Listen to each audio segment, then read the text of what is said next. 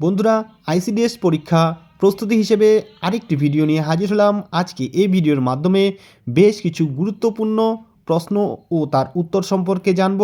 আশা করি ভিডিওটি ভালো লাগবে। এই সব প্রশ্নের উত্তর যদি তোমরা মুখস্থ করো তাহলে কিন্তু অবশ্যই এগুলি পরীক্ষায় তোমরা কমন পাবে। তাই ভিডিওটি শুরু থেকে শেষ পর্যন্ত দেখবে। তাহলে চলো বন্ধুরা, আর দেরি না করে ভিডিওটি শুরু করি। তাহলে দেখো আজকের প্রথম প্রশ্ন। আজকের প্রথম প্রশ্ন দেখো বন্ধুরা, আইসিডিএস প্রকল্পে শিশুদের বয়স কত ধরা হয়? আইসিডিএস প্রকল্পে শিশুদের বয়স কত ধরা হয়? উত্তরটি হবে 0 থেকে 6 বছর। 0 থেকে 6 বছরের শিশুরা আইসিডিএস প্রকল্পের অন্তর্ভুক্ত। 0 থেকে 6 বছর। পরের প্রশ্ন দেখো, আইসিডিএস প্রকল্পে শিশুকে কোন শিক্ষা দেওয়া হয়?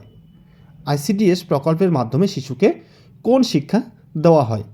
তাহলে বন্ধুরা, উত্তরটি হবে প্রথা বহির্ভূত শিক্ষা। আইসিডিএস প্রকল্পের মাধ্যমে শিশুদের প্রথা বহির্ভূত শিক্ষা দেওয়া হয়।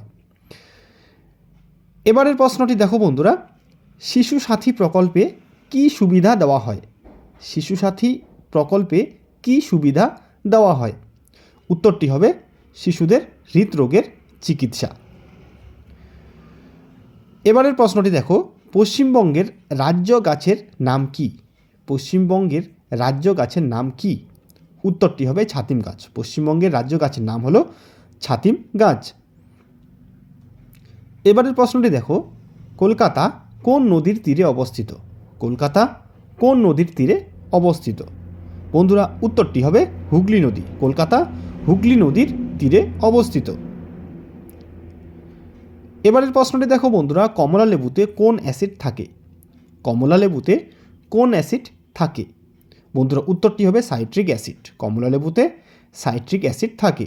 এর পরের প্রশ্নটি দেখো, কোষ কথাটি প্রথম কে ব্যবহার করেন? কোষ কথাটি প্রথম কে ব্যবহার করেন? উত্তরটি হবে বিজ্ঞানী রবার্ট হুক। বিজ্ঞানী রবার্ট হুক কোষ কথাটি প্রথম ব্যবহার করেন। এবারের প্রশ্নটি হলো, শব্দ যেতে পারে না কিসের মধ্য দিয়ে? শব্দ যেতে পারে না কিসের মধ্য দিয়ে? উত্তরটি হবে শূন্য মাধ্যমে। শূন্য মাধ্যমে শব্দ যেতে পারে না। পরের প্রশ্ন, মানুষের বিজ্ঞানসম্মত নাম কি? মানুষের বিজ্ঞানসম্মত নাম কি? উত্তরটি হবে হোমো সেপিয়েন্স। মানুষের বিজ্ঞানসম্মত নাম হোমো সেপিয়েন্স। এবারের প্রশ্নটি দেখো, মৎস্য চাষ সংক্রান্ত বিদ্যাকে কি বলে? মৎস্য চাষ সংক্রান্ত বিদ্যাকে কি বলে? উত্তরটি হবে পিসিকালচার। মৎস্য চাষ সংক্রান্ত বিদ্যাকে পিসিকালচার বলা হয়। এবারের প্রশ্ন দেখো, কত সালে পানিপথের তৃতীয় যুদ্ধ সংঘটিত হয়েছিল? কত সালে পানিপথের তৃতীয় যুদ্ধ সংঘটিত হয়েছিল? উত্তরটি হবে 1761 সালে। 1761 সালে। এবারের প্রশ্ন, ভাস্কো দা গামা কত খ্রিস্টাব্দে ভারতে আসেন?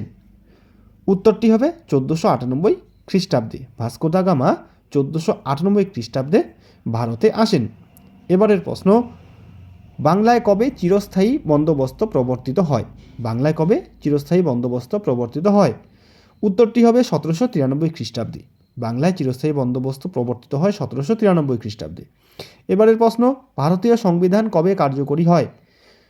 ভারতীয় সংবিধান কবে কার্যকরী হয়? উত্তরটি হবে 1950 খ্রিস্টাব্দের 26শে জানুয়ারি। পরের প্রশ্ন, উত্তর পূর্ব ভারতের প্রবেশদ্বার কাকে বলে? উত্তর পূর্ব ভারতের প্রবেশদ্বার কাকে বলে?